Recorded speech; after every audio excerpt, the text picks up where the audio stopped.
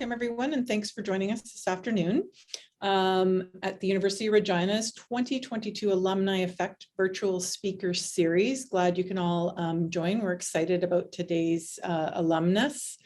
I'm Lisa Robertson. I'm the Director of Sport, Community Engagement, and Athlete Development at the University of Regina. Over the next hour, you'll hear from alumni Dr. Katie Svenson. She's a lifelong learner here at the University of Regina.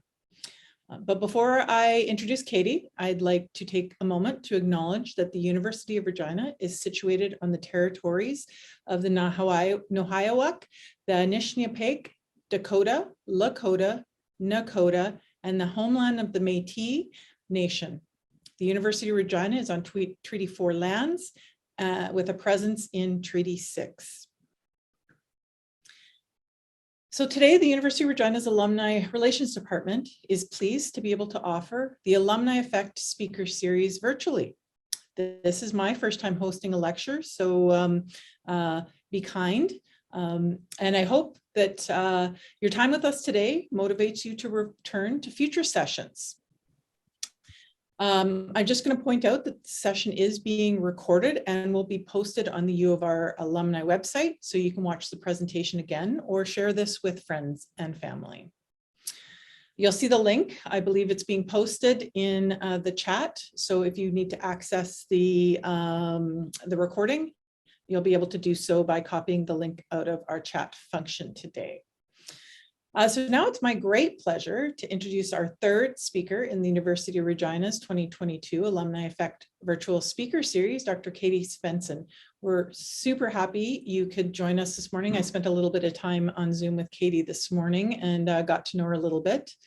Dr. Svensson is an alum of the University of Regina and has earned a Bachelor of Science in Sport and Recreation Studies, a Master's of Science in Kinesiology, and a PhD in Kinesiology, all from the University of Regina.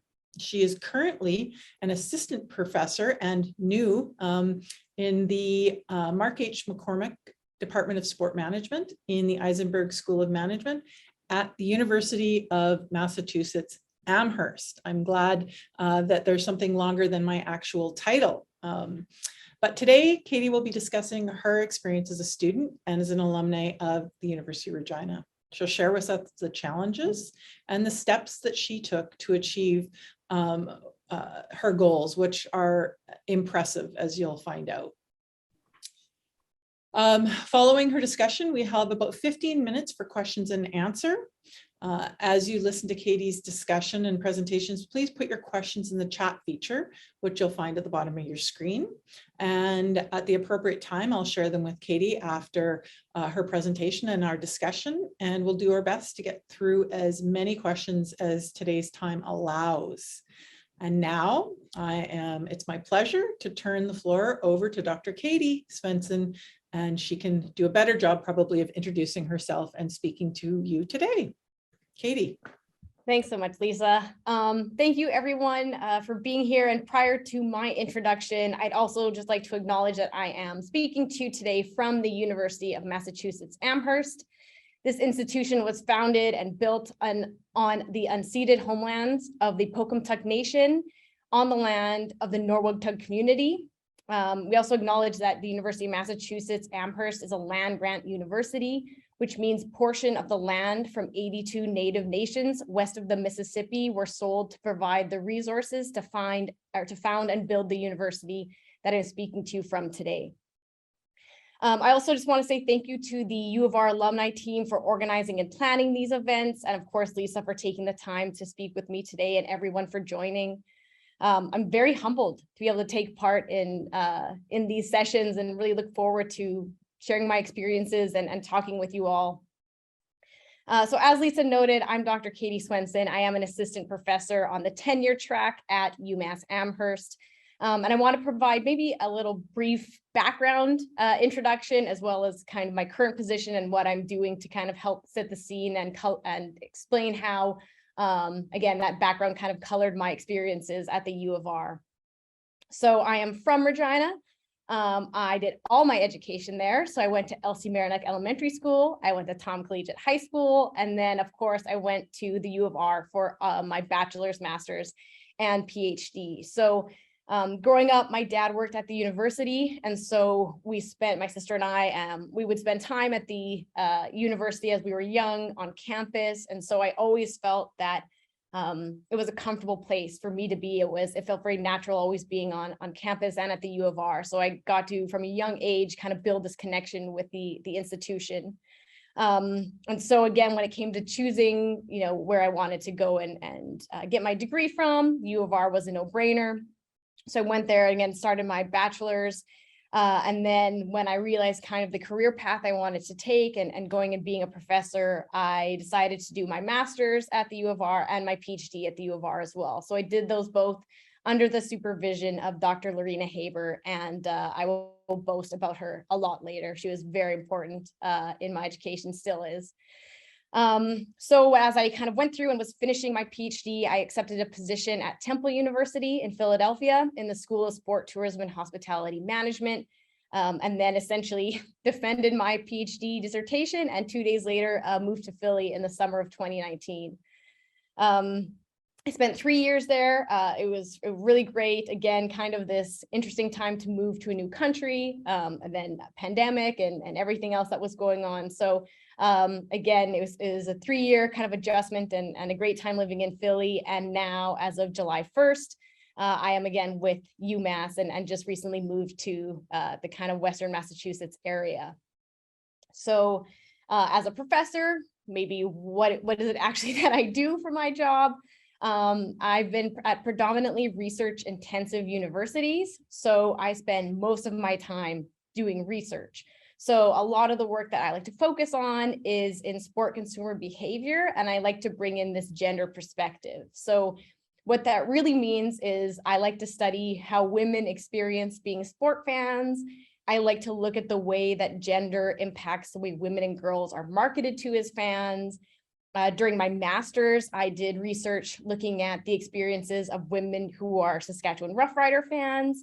I've looked at women who are fans of teams in other locations, and then again looked into this idea of sport fan clothing and how women experience fan clothing, how it's marketed to them, are kind of the areas that I like to focus my research, and all of that is with the overall goal of trying to seek gender equity in this space of sport fandom. And then on top of the research, I teach a few classes a year. So I teach undergraduate and graduate courses such as sport marketing, sport consumer behavior, and sport policy. So kind of an overview of my current roles and responsibilities and what I've been doing for the past 3 years as well.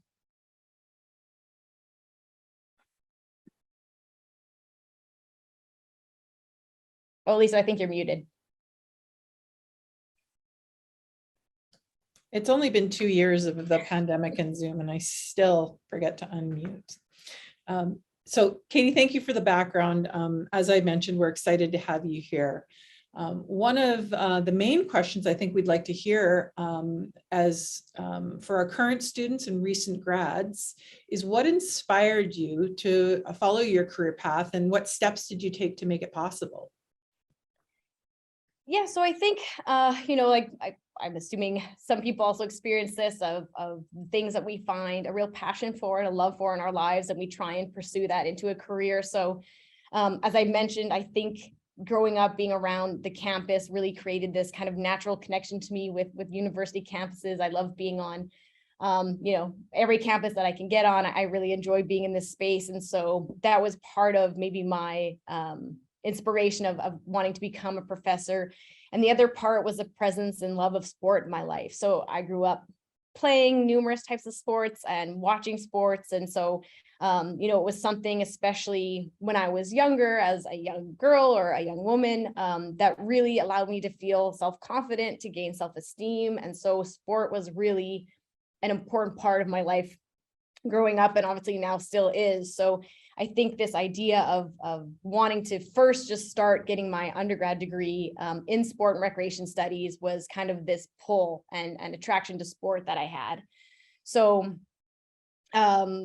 that was kind of that initial piece. And then I think a lot of, again, maybe the interests and desires into my career was based on my lived experiences. So what I was able to observe and experience and see, and again, as a women's sports fan, it kind of led me in my direction for my research. But I think back to when I was taking the sociology of sport class in the Faculty of Kinesiology and Health Studies. And I had all these positive experiences with sport. As I said, it was a place I felt like I belonged. It was a place that, built my self-confidence.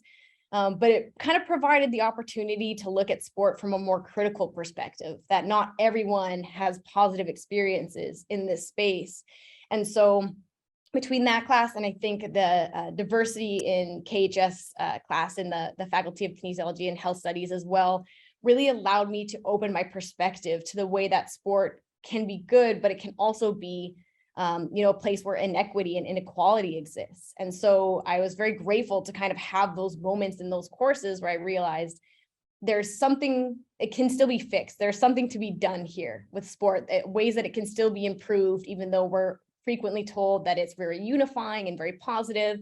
But again, not for everyone. So as I began doing my research or starting getting involved in it, I really wanted to take that critical perspective of what is it like being a woman in a male-dominated space, and how did they experience that, and how are they treated? And then as a result, what could be done from that? How can we create change to create a more inclusive space?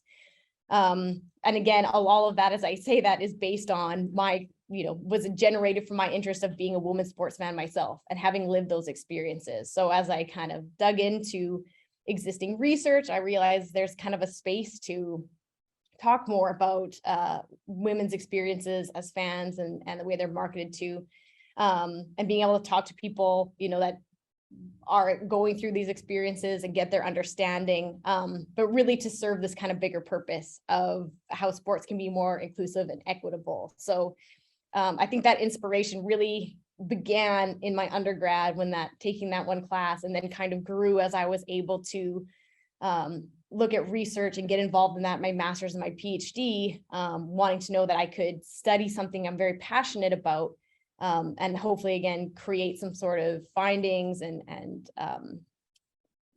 some results that could allow people to maybe make changes for more inclusivity.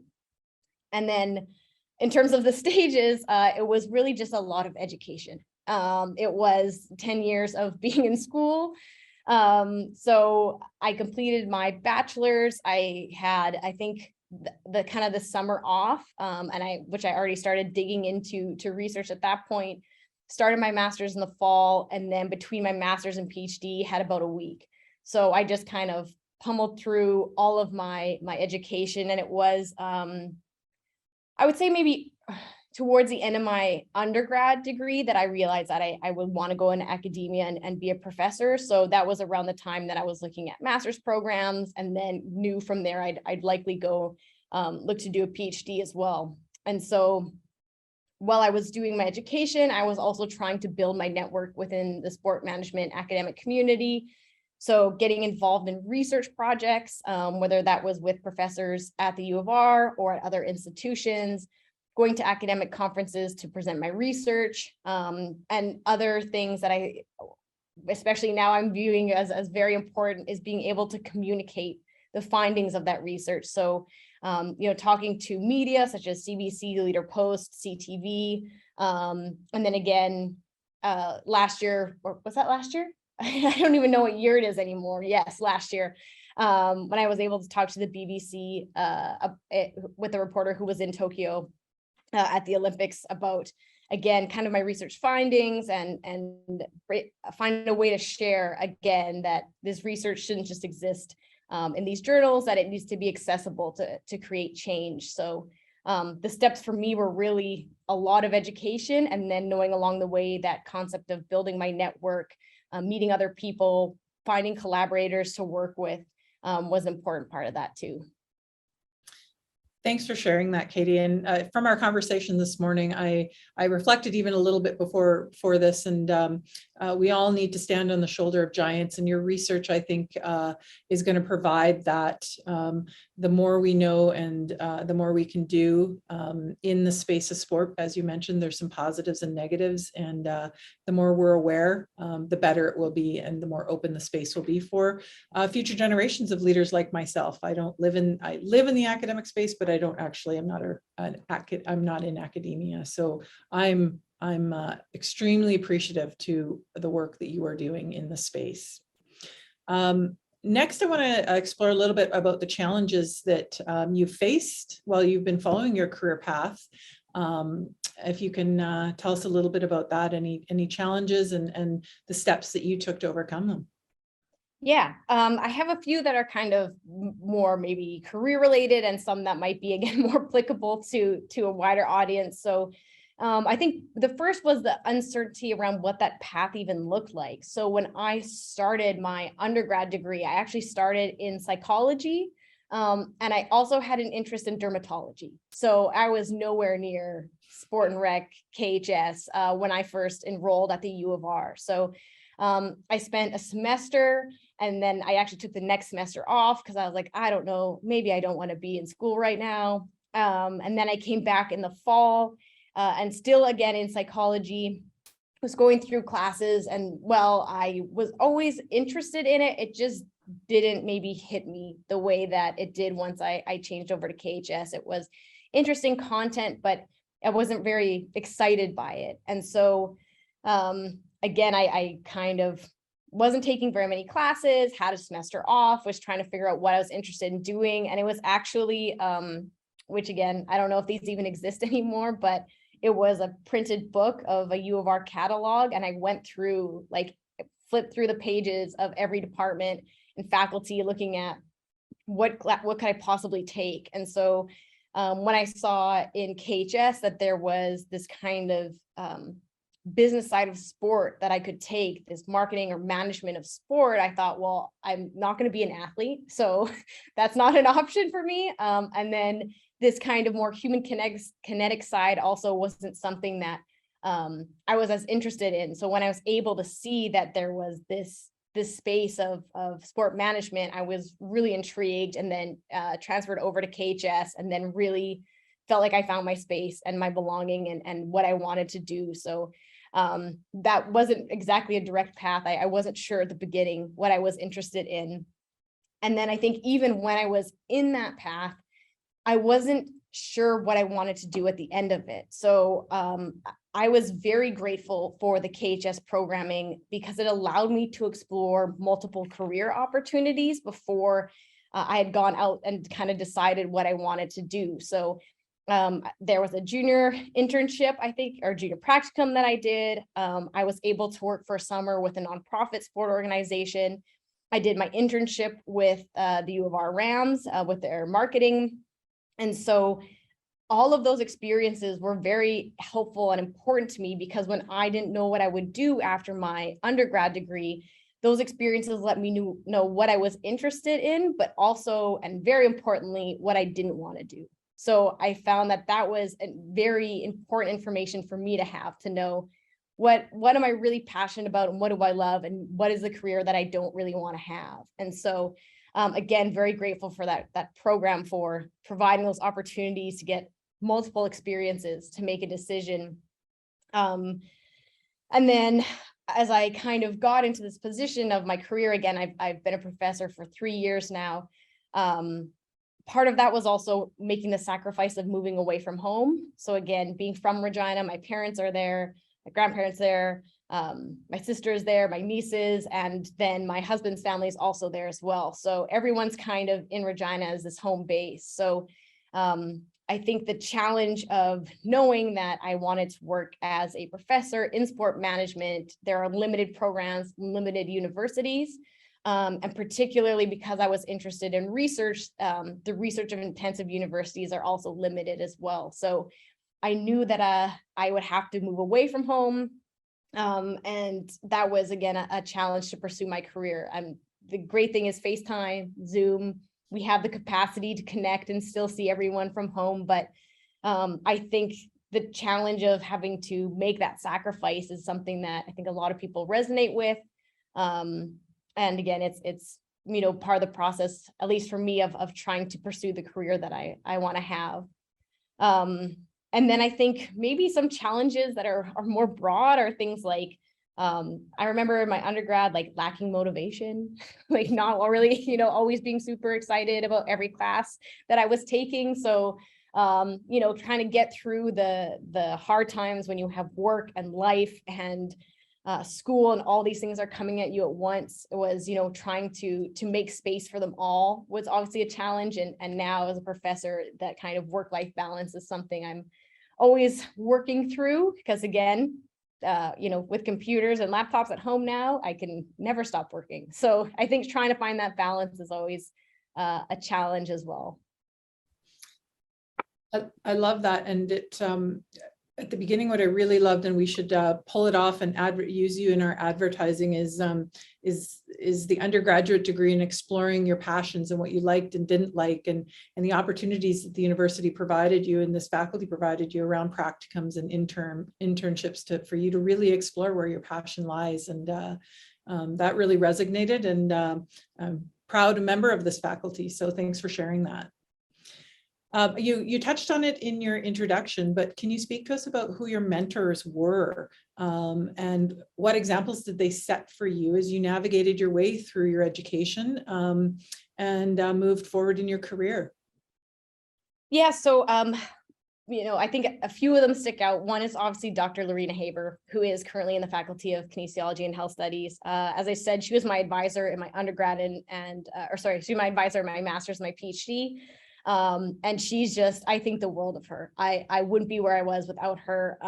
She has taught me so many things, as I've not only how to do research and be a good researcher and be a good teacher and balancing everything, but she's also taught me a lot about being flexible and adaptable in situations of, I really like structure and I want something to follow that's very simplistic. And she's kind of okay with things, being a little messy or complicated and working through them. So she's taught me a lot about the need to be flexible and adaptable as I work through my career and to find my way out of that. But also someone who saw potential in me and who was willing to hold me to the standards that maybe I thought were too high at times, but she thought I could reach. And so I think having someone who can show you your potential, who can empower you and really make you see what you can do or what you're capable of was so essential, and continues to be as I work with her. Another person is Dr. Kim Tofoletti. She is a sociologist in Australia, who I've been working with for a long time, and she has just been so foundational in showing me different perspectives of how to approach research, how to approach my job, different ways of thinking. And that's just been so nice. And this kind of like international collaboration that we've had has been really great to kind of get perspectives beyond North America. She's also great at showing me that work wasn't everything, that there needs to be a work-life balance, that she's not going to email me when she's on vacation, and that's perfectly fine. So I've really appreciated that. And I think the other mentor, again, a lot of this is based in my academic kind of career and people who've helped me in that way. But I have to, again, my parents were so foundational in pushing me and supporting me. But my sister, who I think is on this call as well, Jill Swenson, she's currently the Director of Communication and Engagement at the City of Regina, also a U of R alum. And she, had kids at a young age, went through school, has really worked her way up and into this role. And so I think watching her, with children be so successful and be so kind and talk about, her leadership style and how to interact with people. And even just, again, when we were kids, kind of watching her and the way that she was, I think having someone who can be so empathetic and so kind, but also be assertive when they need to be is really important. So all these mentors for me have in common that they are strong women role models. I'm very grateful for that. Fabulous. I actually saw, I think it's your sister's question now that you've said that Jill is your sister. I wasn't sure if it was your mom or your sister have popped a question in for a little bit later. So we'll get to that in a second. But just wrapping up my kind of my questions and my curiosities. Can you tell us how the University of Regina helped you reach your goals? Yes, and I'm gonna try to do this quick to leave more time for questions. One of those I think was a scholarship opportunity. So I think of when I was doing my master's, my PhD, I wasn't a fully funded grad student. So I had to apply for scholarships, which essentially helped get me through these programs and through my degrees. So I had, the amount of support, the amount of scholarships that were available, the support in applying for scholarships.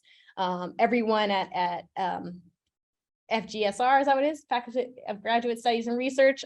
They were so great during my time there. Again, helping me secure the scholarship so that I could kind of continue on and pursue my career and my degrees. On top of that was a specific scholarship that allowed me to go to Australia during my PhD for 4 months. And that's where I met Kim Tofoletti. And that was, such a foundational part in my education and my career as I continue to work with her. So I'm so grateful for that. I think the other part is a faculty of kinesiology and health studies. I can't say enough about them, about my experience doing all my degrees with that faculty. My first research project was as an undergrad when a faculty member came into a class, said they were working on some research, and I approached them, asked if I could get involved, and I had all these opportunities to be involved in different research projects. And then again, working with Lorena as well. So this kind of relationship that I was able to have with the faculty in KHS was just so important to building myself as a researcher. And then of course, all the staff who were there who helped me navigate how to teach a class, how to kind of get through my program, what I need to do to sign up. The entire KHS faculty was just, again, so supportive and so foundational in getting to where I am today. So I really can't thank them enough. And I think part of the other element of this was being able to have the flexibility during my degree. So again, the amount of classes I could take, being able to take electives that were actually in my area of interest, as well as during my master's and PhD, I had a lot of flexibility with the classes I could take, with the people on my committee. So I felt like they were really adaptable to the success that I needed, to finding a way that it would work for me and help me be successful. As I worked through essentially all my degrees. So I felt in general, it was a lot of structural support that was in place that really allowed me to kind of pursue the degrees. And again, along the way, build this network and really thrive at the U of R. I thank you, Katie. Our dean is on the call, so he's probably bursting with pride right now after you've answered that question. So we do have a little bit of time to pop into the chat and take some questions. Bear with me. I'm just going to go back in and make sure that I do this correctly. So, and this is your sister. The first question's from your sister. So Jill Svenson. So thanks for asking this. She asks, can you expand on some of the collaborators you have worked with outside of Regina, both finishing your degrees and after? What advice do you have to maintain those relationships over time? Yes, thanks, Jill. I'm sure I'll text you later. But I think it's really important because I have part of the reason why I got this job at the University of Massachusetts was kind of maybe they were impressed about my network of collaborators that I've had. So I've worked with, again, Kim Tofoletti, who's in Australia, is one of my, I've worked with her for a while now, and she's so phenomenal. I'm currently working on projects with people in Denmark, in the UK, in Sydney, kind of all across North America and Canada. And so being able to make that kind of international connection, I think, is really important. And particularly when we're talking about something like sport that has different structures and governance and approaches and cultures in different places, the ability to bring together these different perspectives to solve a problem, I think has been really insightful and essential to bring to the research that I'm doing. And I think in terms of maintaining those relationships, I think a lot of it is, to me, it's if I am working on a project, I know Kim would be great on it. Will reach out to her and say, hey, we're doing this if you're interested. So it's, finding spaces to work with them where I'm like, okay, this matches up with their research, their expertise. I'd like to reach out to them.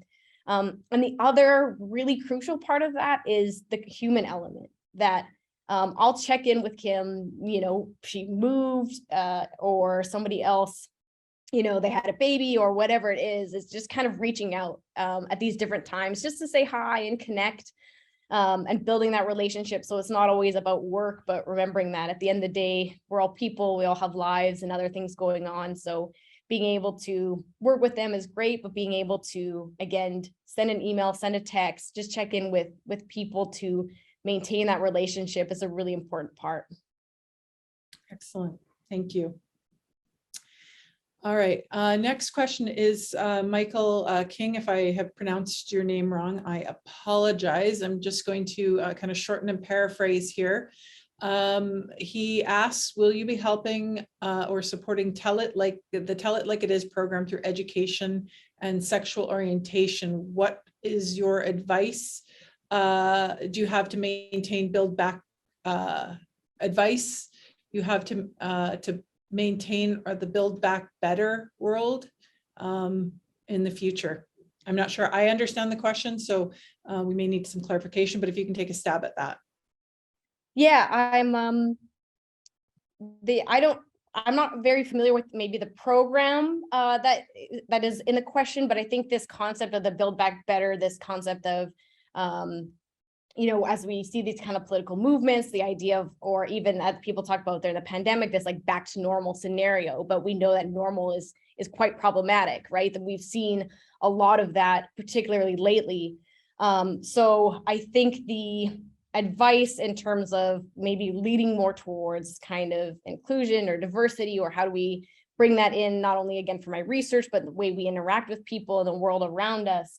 I think, of course, is the concept of empathy, really trying to understand different people's lived experiences, how people go through life and what we can do about that, and how we can interact with them in a way that is appropriate and is empathetic towards them.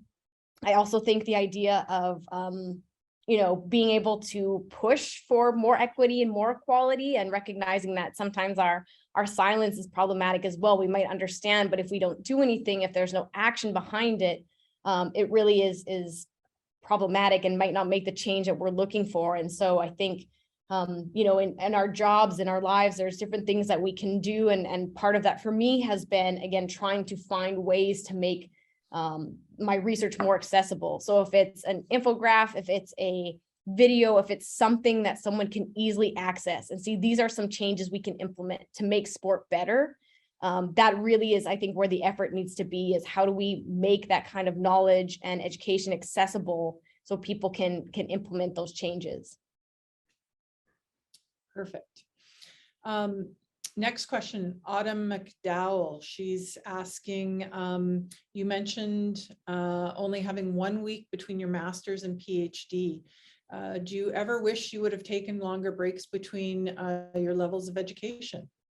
Yes, I don't even need to think about that. Yeah, absolutely. I think it was hard because again, between my bachelor's and my master's, I had this summer, although again, I kind of already knew what I was interested in and I was really motivated to get started. And so I'd already started working with Lorena that summer. So I wasn't really taking a summer off. I was reading articles, I was making annotated bibliographies, I was considering different projects, and then leading into my master's, and that was really exciting. But then again, when I knew I wanted to do a PhD. And again, I had concerns about staying at the U of R for all of them. And it wasn't because the U of R, it was because a lot of people go to different places to get their degrees. They'll do one in one location and go to another one to get different perspectives and be around different people.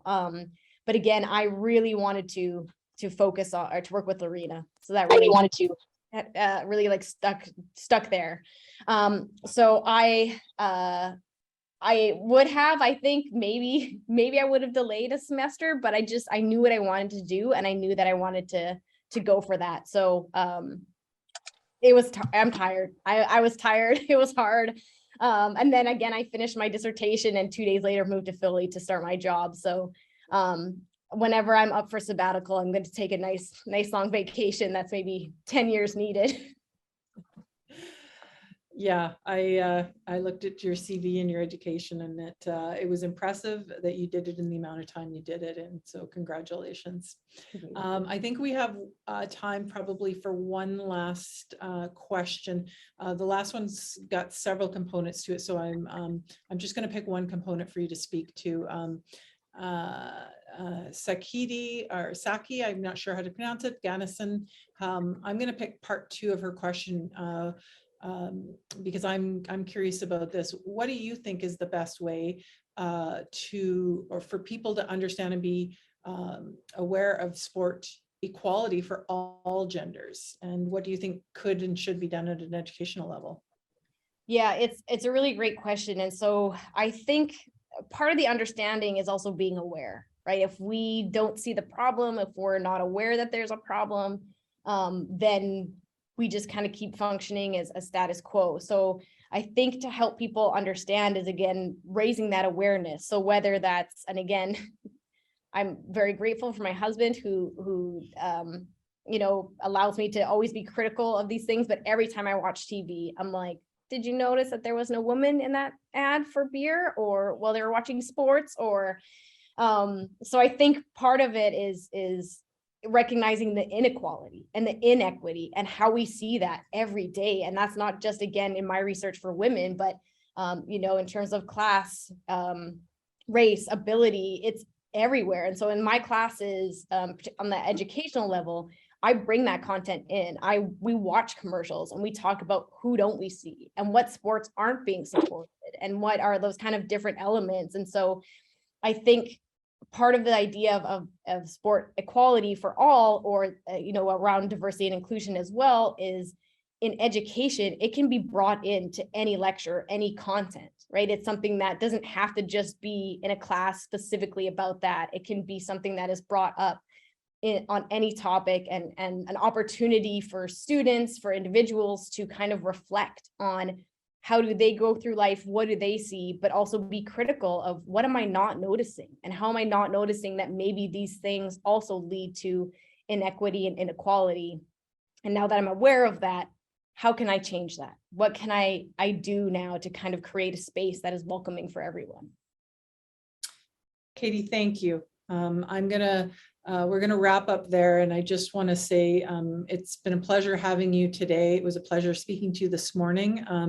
And I think I can speak on behalf of the University of Regina that we are very, very proud to call you an alumni of our institution. And I wish you all the very best as your career grows, and as I'm sure it will. And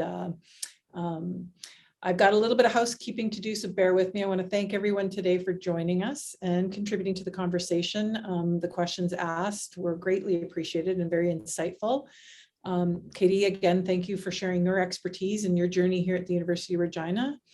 As I mentioned earlier, a video of today's Alumni Effect speaker series will be posted also on the alumni section of our website. It's in the chat as well.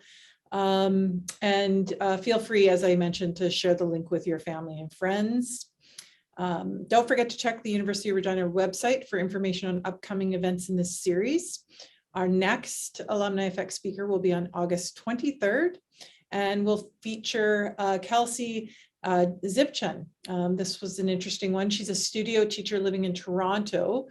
She works with child actors on movies and television sets, ranging from things like the Adam Project and the Umbrella Academy, both of which I've heard of, so they got to be kind of a big deal.